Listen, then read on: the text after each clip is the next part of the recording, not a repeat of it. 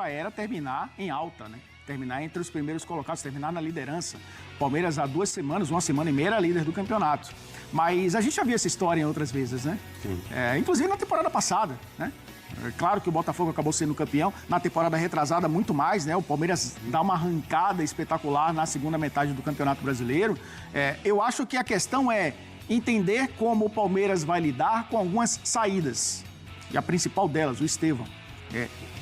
A expectativa é saber como o Palmeiras volta do Super Mundial como estrutura de ataque e com opções também. Como o Abel vai lidar com a saída de um jogador que tem sido fundamental. Muita gente critica por não ser decisivo em grandes jogos, mas é um cara que é importante muito nessa campanha de regularidade. Hoje o Palmeiras procurou muito o Estevão? Até menos do que em outras oportunidades. Eu acho que até o time montado, né, para trazer um pouco mais de equilíbrio. É claro que quando o Flaco Lopes joga, é diferente de como joga o Vitor Roque, né, que se movimenta mais, ataca mais em profundidade. Quando o Estevão está, por exemplo, com um jogador como o Felipe Anderson, é diferente também. De um lado você tem um meia construtor, do outro você tem um ponta de 1 contra 1. Às vezes depende do lateral que joga também. Eu acho que isso faz muita diferença. BetMGM chegou ao Brasil porque aqui a diversão é pra valer. Quando ele é acionado muito, e isso aconteceu muito na temporada passada, é quando o Palmeiras enfrentava adversários que se fechavam muito. E aí você trazia o Estevão para jogar, dar 2, 3 passos atrás, receber de frente com o lateral ou com o zagueiro e ir para 1 contra 1, né? Ou aquele corte para a perna esquerda. Às vezes 1 contra 2, às vezes 1 contra 3. Exatamente. E no jogo aconteceu dele cortar para a perna esquerda para finalizar e o Flaco Lopes passou na frente dele, né? Os dois acabaram trombando ali. Então, é diferente quando você tem um cara como o Vitor Roque que se movimenta mais, vai abrir esse espaço e ele vai conseguir finalizar. Então, no jogo de hoje ele foi muito acionado. Jogou o jogo inteiro, né? Mas eu acho que menos do que já vimos em outras oportunidades. Isso é um bom sinal, inclusive, Edu. Mostra que o Palmeiras vai caminhando para encontrar outras alternativas sem o Estevão no grupo. É isso que eu queria entender. Porque agora, no Campeonato Brasileiro, é Palmeiras sem Estevão. Sim. Então vai ter que achar nova forma de jogar sem o Estevão. E é isso, né? A gente está falando de um Palmeiras que é 100% na Libertadores, né? Sim. Quer dizer, que fez uma campanha espetacular, perfeita. Goleou no meio de semana. Então, eu tô com você. Acho que não abala a estrutura do que o Palmeiras vem fazendo e nem essa renovação que o Palmeiras tem. Que Paulinho, por exemplo, não está 100% ainda. Sim. Mas, obviamente, tem um segundo semestre inteiro para brilhar, né? Aí tem essas questões, né, que a gente vai tentar entender depois do Super Mundial e até durante o Super Mundial. O patamar técnico aumenta também em relação à Libertadores, principalmente, né, a fase de grupos. O Super Mundial traz escolas diferentes para o Palmeiras enfrentar. É um torneio de tiro curto, mas eu acho que também a gente vai entender algumas questões com o Abel Ferreira. Mas pensando na Libertadores e no Campeonato Brasileiro, quando o Palmeiras voltar dos Estados Unidos, aí tem o Felipe Anderson, que já foi usado no lado do campo, tem o Paulinho, que vai ganhando cada vez mais espaço e condicionamento, tem o Maurício, que pode jogar por dentro, pode jogar pelos lados também, tem a possibilidade do Vitor Roque ser um segundo atacante próximo do Flaco Lopes. Ele já experimentou várias formações quando o Estevão não estava em campo. Eu acho que isso ajuda também ao Palmeiras criar repertório. Não que com o Estevão em campo o Palmeiras não tivesse, mas eu acho que como ele foi anunciado muito cedo, foi anunciada muito cedo a sua saída, é lógico que o Abel vai pensando no Palmeiras sem ele em algum momento, né? Aproveita ao máximo possível, mas ele sabe que a partir de julho ele não vai contar mais com esse jogador. A gente só vai entender isso quando o Palmeiras voltar dos Estados Unidos. E aí a gente vai perceber se o Palmeiras conseguiu de novo, sem uma joia da base importante, se recolocar como jogo coletivo. Foi assim com o Endrick, provavelmente será assim com o Estevão. Vamos ouvir Abel Ferreira depois da derrota. Palmeiras dando até logo ao Campeonato Brasileiro, rumo ao Mundial de Clubes. Abel Ferreira aqui no Sport Center. Boa noite, Abel. João Quero do Verdazo. Abel, o Palmeiras tem tido um desempenho fora de casa melhor do que em casa. Muito, talvez, porque o time consegue, quando o adversário vem para cima, consegue imprimir essas jogadas de velocidade que sempre foram um ponto forte da equipe. Mas hoje, por exemplo, veio fora de casa, só que como tomou 2 gols logo no início, teve que ir para cima e teve essa dificuldade justamente de ter que propor esse jogo, que é o que acontece também no Allianz. Qual que você entende que pode ser um caminho para o Palmeiras superar essa dificuldade de propor o jogo, que é uma dificuldade que ainda vai ter muito esse ano, até mesmo no Super Mundial e em diversas competições? Obrigado. Olha, tirando os primeiros 15 minutos, eu acho que o jogo foi equilibrado. Nas mesmas oportunidades que o adversário fez golo no primeiro canto, que fez golo, e no primeiro livre lateral fez golo, e nós tivemos as mesmas. Primeira parte, uma nos pés do Micael, de escanteio também, e na segunda parte, uma na cabeça do Roque. Portanto, a eficácia neste tipo de situações, até porque nós tivemos 14 escanteios contra 5 do nosso adversário, isso demonstra muito o volume. Isto demonstra 14 contra 5, demonstra que nós conseguimos lá chegar. É verdade que o nosso adversário nos bloqueou. Tivemos um remate também na segunda parte, sobretudo mais na segunda parte. Na primeira parte eu acho que o nosso adversário entrou muito forte, fez 2 golos, como te disse, com uma tremenda eficácia. O primeiro é de uma assistência de costas do zagueiro deles, que sobra para o centroavante deles, que faz o 2-0. O primeiro golo passivos, mas a segunda parte foi completamente nossa. Como te disse, 14 escanteios demonstra muito do volume ofensivo da nossa equipa, mas nós não deveríamos e poderíamos ter entrado mais cedo no jogo. Como te disse, aquele remate do Maurício dentro da área, a assistência do Estevão pudesse ter entrado, ou aquele remate também em cima da linha da área do Emiliano, que a bola passou o instrumento ao lado. Infelizmente o golo veio mais tarde e acho que o nosso adversário acaba por ser um justo vencedor, porque na primeira parte foi mais eficaz nas oportunidades que teve e nós tivemos alguma dificuldade e, como te disse, não conseguimos entrar no jogo mais cedo. Pena foi que o nosso primeiro golo não tivesse surgido mais cedo. Não, como te disse, 14 cantos, isso demonstra muito do nosso volume ofensivo, mas não jogámos sozinhos. O Cruzeiro conseguiu, como te disse, bloquear muito bem, defendeu-se muito bem. Eu tenho uma opinião diferente, os números demonstram, não só no número de remates que foi superior ao nosso adversário, mas, como te disse, acho que foram eficazes. Quantas vezes tínhamos perdido fora? Vou-te dizer, a primeira.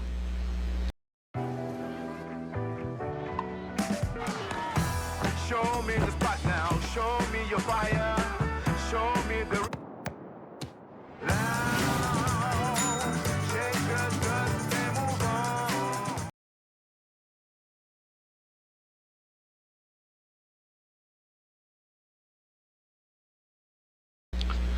Boa noite, Abel. Luca Dutra, da Vável Brasil. Abel, queria que você comentasse, você comentou um pouquinho a respeito da eficácia, da falta de conversão de oportunidades, queria que você comentasse sobre a estratégia que você preparou antes da bola rolar, ou seja, antes do primeiro tempo, e qual foi a conversa e se essa nova estratégia também, no intervalo, se essa estratégia que você bolou junto com seus auxiliares, se ela foi atingida, se os jogadores conseguiram realizar esse plano ou não, foi realmente uma questão de eficácia. E também, se me permite uma segunda pergunta, Piquerez falou na beira do campo após o jogo que quando se perde é muito fácil falar de arbitragem, ele preferiu não falar sobre isso. Ele disse que o Palmeiras nesse momento precisa olhar para dentro. Queria que você comentasse, vai ter alguns dias ainda para o Mundial de Clubes, queria que você comentasse o que você enxerga hoje que o Palmeiras precisa melhorar, aspecto físico, tático, mental, que você sempre coloca nas suas coletivas justamente sobre esses pontos fortes e fracos do Palmeiras. Obrigado. Acho que concordo em absoluto com o que o Piquerez disse, mas é difícil dar-te respostas ou estratégia quando em 3 minutos sofres 2 golos de bola parada, não é? Portanto, a estratégia na prancheta funciona sempre bem, na prancheta nós ganhamos sempre os jogos, mas depois na prática a realidade diz-nos outra e a própria realidade nos mostra que devíamos ser realmente mais efetivos na abordagem aérea no primeiro golo, onde temos um jogador alto numa posição muito específica que nós temos que atacar a bola, não podemos ficar à espera. Nós sabemos que para haver golos tem que haver erros, mas como te disse, acho que há aspectos que temos que melhorar e sobretudo bola parada, que foi onde sofremos hoje os golos nos primeiros 3 minutos, enquanto sofres 2 golos em 3 minutos contra um adversário que há 2, 3 anos se anda a reforçar para competir, vai ter uma vantagem extra, que está fora das competições, só tem que se focar em 2, podendo descansar, podendo ter semanas limpas para poder treinar, é uma vantagem muito grande e sem dúvida nenhuma, tanto o Cruzeiro como o Bragantino têm essa vantagem e são 2 equipas que vão andar até ao fim a lutar e nós vamos fazer o que sempre fazemos, ganhamos, perdemos, cada jogo é um jogo diferente, hoje, como te disse, é muito difícil depois dar uma resposta quando sofre 3 golos da forma como foi, mas fomos atrás, na minha opinião, fomos guerreiros e lutamos até ao fim. Pena foi que este nosso primeiro golo não tivesse surgido mais cedo, mas infelizmente nós não conseguimos entrar mais cedo no jogo. Abel, João Vitor da JTV, eu queria que você mandasse um recado para a torcida que vai andar 900 km para ver o jogo que foi, tomando 2 gols com 5 minutos e ainda pela frente tem o Mundial, né? A torcida realmente sai muito brava com a atuação do time e vai voltar ainda pela estrada fora aí de noite. Disse que a torcida saiu brava? A gente tá vendo pela internet, a torcida tá realmente revoltada. É você ou a torcida? A torcida do Palmeiras. Tem todo o direito de se manifestar. E não foi isso que eu vi aqui no jogo. Tu estiveste a assistir ao jogo? Viste a nossa torcida a puxar do início ao fim ou eu estou a mentir? Não, cantaram o tempo inteiro. Podes repetir? Cantar o tempo inteiro. E nós fomos guerreiros até ao fim. Portanto, é isso que tenho para te dizer e não tenho mensagem nenhuma para dar à torcida, porque eles sabem que nós entregamos tudo o que temos em todos os jogos e, como sempre te digo e que disse ao teu colega que não sabia, foi a nossa primeira derrota fora em 20 jogos, acho eu. Abel, Diná Almeida do canal Afonso Alberto BH Esportes. O Cruzeiro hoje marcou alto, ele neutralizou a saída de bola do Palmeiras e eu queria que você falasse taticamente o que falhou. Foi as finalizações dos seus jogadores ou foi a estratégia proposta para o jogo de hoje? Olha, é muito difícil dar-te respostas quando tu em 3 minutos sofres 2 gols de bola parada e depois tens que ir atrás do resultado. Mas concordo contigo, sim, o Cruzeiro marcou muito alto, o Cruzeiro foi muito competitivo, o Cruzeiro ganhou-nos, acho que em termos de faltas, foi uma equipa extremamente agressiva no bom sentido e foi melhor. Hoje o Cruzeiro foi melhor e não há muito mais nada a dizer quando tu entras e sofres 2 golos em 3 minutos, isso condiciona muito aquilo que é não só a parte estratégica, como é também aquilo que nós temos que fazer em termos anímicos. Não é normal, mas acontece nos jogos, é um aspecto que nós até somos fortes nas bolas paradas, mas infelizmente hoje não tivemos a altura daquilo que nós já fizemos nos últimos jogos. Tomás Machado, do canal TM. Eu gostaria que você falasse um pouco, você que é referência como técnico no Brasil há muito tempo, o Jardim acabou de chegar aqui a Belo Horizonte e está fazendo um trabalho no Cruzeiro. Você acha que ele pode ser o que você foi no passado, esses últimos anos, um técnico português de sucesso aqui no Brasil também? Não sei o tempo que vocês dão aos treinadores. É sem dúvida nenhuma um grande treinador, basta olhar para o currículo dele. Tem um currículo absolutamente extraordinário, treinou grandes equipas, já correu o mundo, já esteve em grandes campeonatos. Como disse aqui há pouquinho ao teu colega que já abandonou a sala, fez uma pergunta e saiu. Mas disse-lhe que tem uma vantagem grande, pode treinar a equipa, pode ter a equipa fresca inteira, como foi o caso de hoje, para jogar de forma intensa, isso nota-se. Ontem quem viu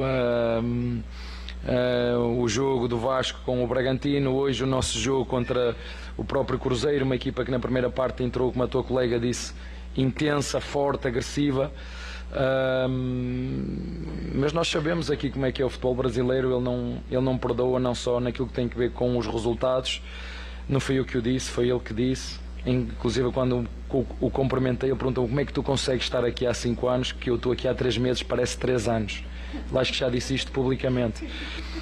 E por falar aqui há 3 anos, como já sei que vocês gostam de falar, e eu tenho que antecipar isto, já não é a primeira, nem a segunda, nem a terceira vez. Quando eu saio do banco tenho uma câmara à minha frente. Aconteceu contra o jogo de São Paulo, onde está uma câmara à minha frente, e hoje aconteceu exatamente a mesma coisa, onde eu passei e vou contra a câmara.